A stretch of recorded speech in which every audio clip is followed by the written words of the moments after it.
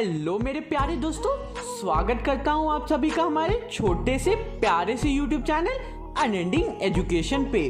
So friends, आज हम लोग क्लास 11 के स्नैपशॉट बुक का chapter number 4 Albert Einstein at school पढ़ेंगे, रिटन बाय पार्थिक प्रिंगल।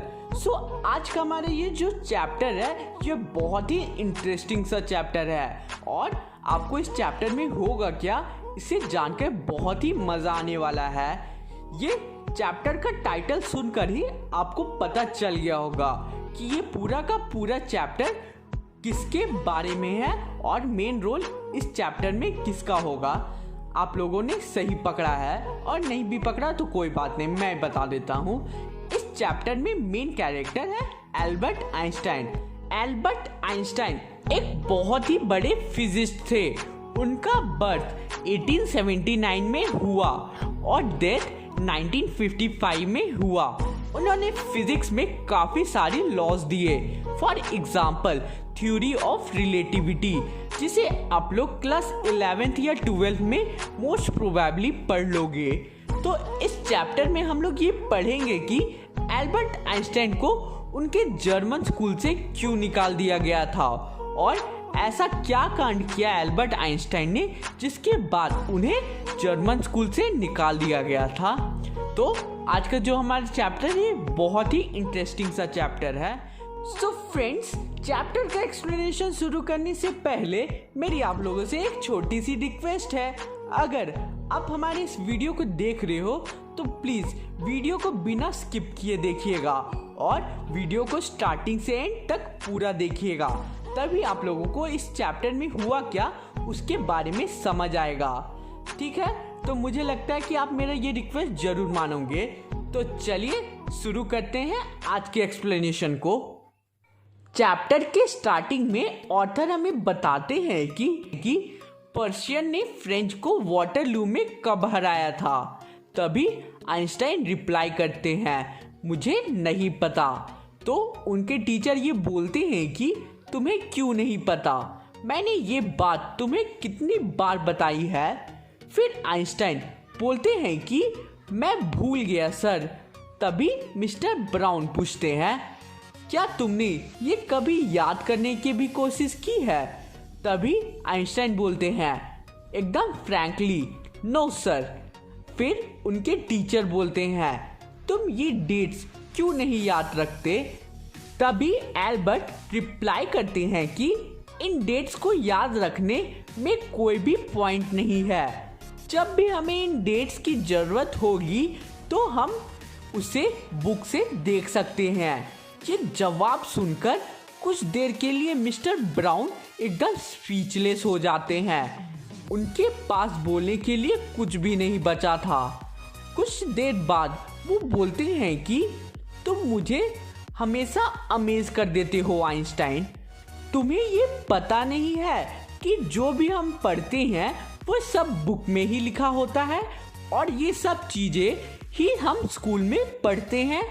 तो तुम इन चीजों को भी क्यों पढ़ते हो और तुम्हें ये सब चीज पढ़ने में कोई भी सेंस नहीं लगता होगा। तभी एल्बर्ट फ्रैंकली बोलते हैं, हाँ मुझे इन सब चीजों को पढ़ने में कोई भी सेंस नहीं लगता है।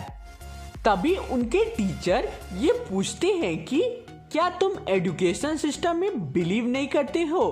तभी एल्बर्ट रिप्लाई करते हैं, मैं एजुकेशन सिस्टम में बिलीव करता हूँ, लेकिन फैक्ट्स का ये कभी मतलब नहीं होता है कि उन्हें केवल याद रखा जाए।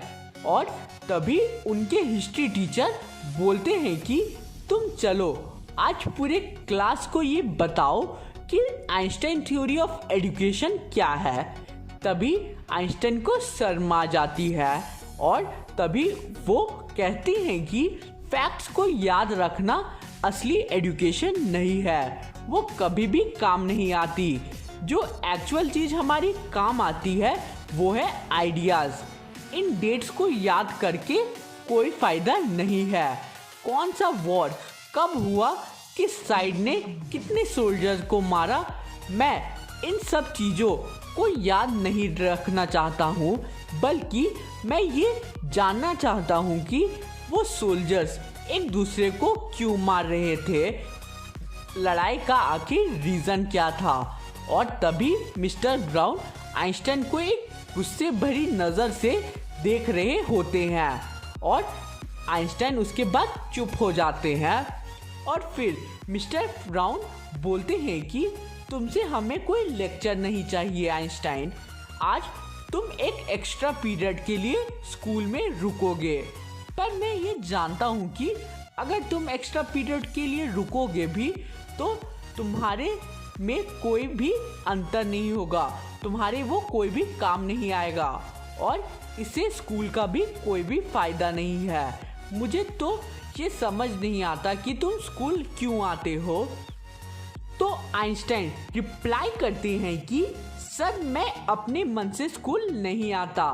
तभी उनके टीचर बोलते हैं कि तुम कितने अनग्रेटफुल हो आइंस्टाइन, तुम्हें स्कूल आने का इतना बड़ा प्रिविलेज मिल रहा है और तुम कहते हो कि तुम्हें स्कूल आने का मन नहीं करता, तुम्हें अपने आप पे शर्माना चाहिए। मैं तुम्हें एक सजेशन देता हूँ कि तुम अपने फादर को ये बोलो कि तुम्हें वो इस स्कूल से निकलवा दे। ये बात को सुनकर एल्बर्ट आइंस्टाइन को बहुत बुरा लगता है जब वो स्कूल से वापस घर जा रहे होते हैं। इसके बाद ऑथर हमें बताते हैं कि बस आज के दिन ही इतनी खराब नहीं थी, बल्कि ज़्यादातर दिन ऐसा ही खराब जाता था, क्योंकि एल्बर्ट को वही जगह रोजाना जाना पड़ता था जिसे वो सबसे ज़्यादा हेट करते थे और वो वेट करते थे कि कब उनके फादर उन्हें जल्दी से वहाँ से ले जाए। पर ये बात उनसे पूछना भी बेकार था, क्योंकि उनका बस एक ही रिप्लाई होगा, तुम्हें वहाँ तब तक रहना है जब तक तुम्हें वहाँ से डिप्लोमा नहीं मिल जाता। इसके बाद ऑथर बोलते हैं कि स्कूल से घर जाते वक्त भी आइंस्टाइन खुश नहीं रहते थे, क्योंकि वो एक रेंटेड रूम में रहते थे और उन लोगों के पास बहुत कम पैसे थे, जिसके कारण वो one of the poorest quarters of Munich में रहते थे। म्यूनिच वो जगह का नाम है जहाँ पे आइंस्टाइन रहते थे। एल्बर्ट वहाँ के बुरे खाने और कम कंफर्ट को माइंड नहीं करते थे। सबसे ज़्यादा चीज जो वो हेट करते थे वो था वहाँ का स्लम वायलेंस। एल्बर्ट की जो लैंडलेडी थी वो अक्सर अपने बच्चों को पीटा करती थी और हर सैटरडे जब भी उनके हस्बैंड आते थे ड्रंक होकर, तब वो लैंडलेडी को भी पीटा करते थे। अब एल्बर्ट अपने फ्रेंड यूरी को कॉल करते हैं। यहाँ पे यूरी एल्बर्ट के एक फ्रेंड है। यूरी को लड़की मत समझिएगा, क्योंकि स्टार्टिंग में चैप्टर के स्टार्टिंग में मुझे लगता था कि यूरी एक लड़की का नाम है, लेकिन वो असल में एक लड़का है। तो जब एल्बर्ट यूरी को कॉल करते हैं तब उसके बाद वो अपने खराब दिन के बारे में यूरी से शेयर करते हैं। तभी यूरी रिप्लाई करते हैं, कम से कम तुम्हारे पास एक रेंटेड रूम तो है रहने के लिए, वही बहुत बड़ी बात है। इसके बाद एल्बर्ट यूरी को रिप्लाई करते हैं कि कम से कम तुम सिविलाइज्ड लोगों के बीच तो रहते हो ना, जो लड़ते झगड़ते नहीं है, चाहे वो पुअर स्टूडेंट ही क्यों ना हो। तभी यूरी रिप्लाई करते हैं, मैं सिविलाइज्ड लोगों के बीच नहीं रहता हूँ।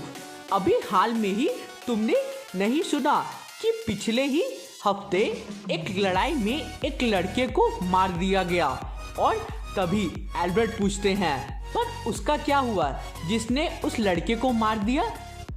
तो फिर यूरी रिप्लाई करते हैं, उसका तो कुछ नहीं हुआ, बल्कि वो और ज्यादा प्राउड में है ये करके। और जो अथॉरिटी है उन्होंने उसे एक वार्निंग देके बस छोड़ दिया। और वो लड़का अब अपसेट है कि उसके फेस में लड़ाई का कोई भी निशान नहीं है, जिसे वो एक ऑनरेबल निशान की तरह इस्तेमाल कर पाए। अब एल्बर्ट पूछते हैं, क्या वो स्टूडेंट था? हाँ, वो स्टूडेंट था और एक दिन तुम भी एक स्टूडेंट बनने वाले हो, यूरी कहते हैं। तभी एल्बर्ट रिप्लाई करते हैं, मुझे शक है कि मैं इस डिप्लोमा के लिए स्कूल के एग्ज़ाम को पास भी कर पाऊंगा कि नहीं। और यही सेम चीज़ वो एल्सा को भी बोलते हैं जब वो म्यूनिच में आती है। एल्सा एल्बर्ट आइंस्टाइन की कज़न थी और वो नॉर्मली बर्लिन में रहती थी और उसके फादर का एक छोटा सा बिजनेस था। इसके बाद एल्सा आइंस्टाइन को बोलती है, मुझे ये पता है कि तुम ये सब याद कर लोगे, लेकिन अगर तुम चाहो तो मैं काफ़ी सारे ऐसे स्टूपिड लड़कों को जानती हो जो तुमसे ज़्यादा स्टूपिड होते हुए भी इन एग्ज़ाम को आसानी से पार कर गए थे। तुम्हें कुछ भी नहीं करना, बस तुम्हें उन सब चीज़ों को बस तुम याद कर लेना, रट कर एग्ज़ाम में चले जाना। फिर आइंस्टाइन बोलते हैं कि वही तो सबसे बड़ी दिक्कत है, मैं कोई भी चीज़ बाय हार्ट याद नहीं कर पाता। तभी एल्सा रिप्लाई करते हैं, इस चीज में किसी को भी अच्छा होने का कोई जरूरत नहीं है। कोई भी इंसान एक पैरेट की तरह रट्टा मार सकता है। दिक्कत ये है कि तुम ये चीज ट्राई नहीं करते। फिर एल्सा पूछती है कि तुम आखिर ये पढ़ क्या रहे हो। तभी एल्बर्ट उन्हें एक जियोलॉजी की एक बुक दिखाते हैं। उसे देखकर एल्सा शॉक्ड हो जाती है।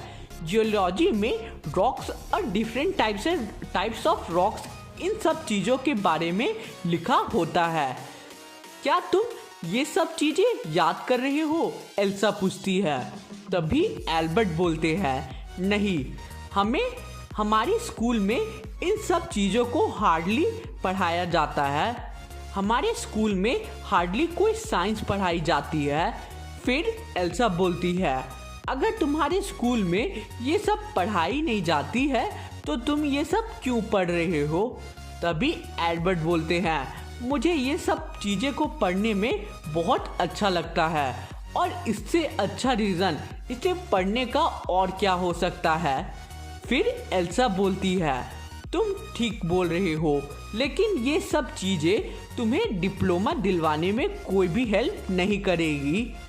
अब ऑथर हमें बताते हैं कि एल्बर्ट को साइंस के अलावा म्यूजिक ही था जो उन्हें कंफर्टेबल फील करवाता था और वो वायलिन रेगुलरली बजाते रहते थे जब तक उनकी लैंडलेडी उन्हें रुकने के लिए नहीं बोल देती थी। वो आकर एल्बर्ट को बोलती, तुम्हारे वायलिन की आवाज़ सुनकर मेरे नर्व्स में दर्द हो रहा है और घर में पहले से ही बच्चे बहुत शोर मचा रहे हैं, ऊपर से तुम्हारे वायलिन की ये आवाज़। एल्बर्ट को ये बात सुनकर काफ़ी गुस्सा आता है, लेकिन वो लैंडलेडी को कुछ ना ही बोलने में ठीक समझते हैं।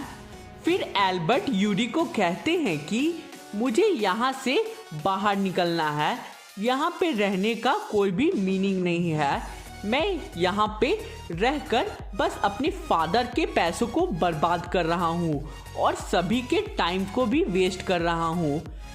सब की भलाई इसी में है कि मैं इस स्कूल को छोड़ दूँ और यह स्कूल को जाना बंद कर दूँ। अब यूरी पूछते हैं, तो तुम करोगे क्या? तभी एल्बर्ट रिप्लाई करते हैं, मुझे नहीं पता है, मैं वापस मिलान चला जाऊंगा अपने फैमिली के पास, लेकिन मुझे डर है कि मेरे फादर मुझे वापस ना भेज दे।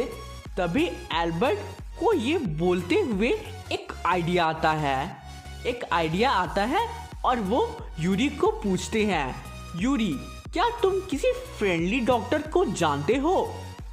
सो फ्रेंड्स, आपको क्या लगता है आइंस्टाइन को क्या आइडिया आया होगा? मुझे कमेंट करके ज़रूर बताना।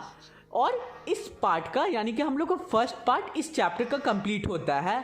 अगर आप लोगों का अच्छा रिस्पांस आया इस वीडियो में तो मैं जल्दी ही सेकंड पार्ट अपलोड कर दूंगा। ये मेरा प्रॉमिस है कि मैं सेकंड पार्ट जल्दी अपलोड कर दूंगा। अगर आप लोगों का इस वीडियो में अच्छा रिस्पांस आया तो भर के कमेंट कीजिए। तो चलिए मिलते हैं नेक्स्ट वीडियो में। Thanks for watching the video.